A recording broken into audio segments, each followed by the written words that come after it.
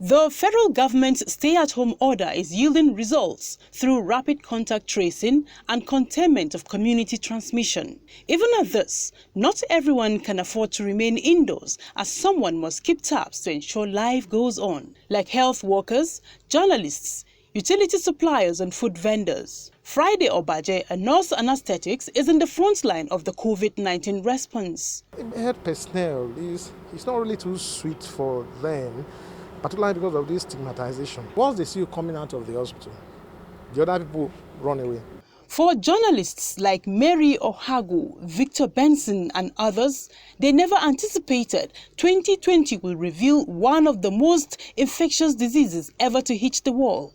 But here they are, in the front line of keeping the people abreast of the happenings. My family, we just had a newborn baby, born in this COVID season. And the first thing everybody tells you once you step in is, go and undress, wash your hands, don't touch the baby. Have you sanitized? Have you washed your hand? And this now makes you see how beautiful life was when you could go back home and everybody runs out to hug you and ask you, how are you? Every day we are exposed to danger. Every day we need to be out there to ensure that we monitor compliance and report it appropriately. We need to also follow up on developments in communities. We are at high risk. That has brought some kind of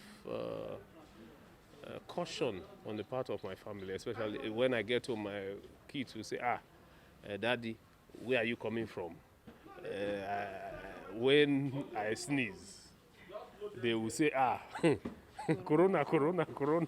Gone are the days when I close from work at night, I go home and then my kids are at the door waiting. For the family members of these essential workers, it is a reality that they must come to terms with. Before coronavirus came, when my mom comes back, we normally help her bring down some groceries, also hug her and tell her welcome. But now, it's a very different matter. On a serious note, the thought of the fact that it's possible that she could get the virus from as a result of her duty is the one that is really biting me. If actually the office would do more in protecting them so that we will be free of the virus. With high mutual suspicion among residents, the experience of essential workers, especially with their loved ones, is just genuine. I don't want my mom to go to work. I want her to stay at home so that she will not catch COVID-19. So when you get back home, it is important that you clean up first.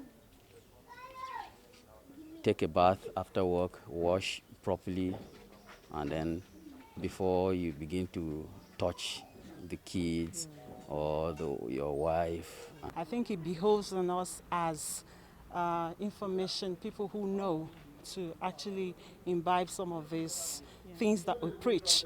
The number keeps rising, infected persons, and you don't know who is infected without the tests carried out. And you go out there to meet people, talk to people. We have to just pray and hope to keep safe.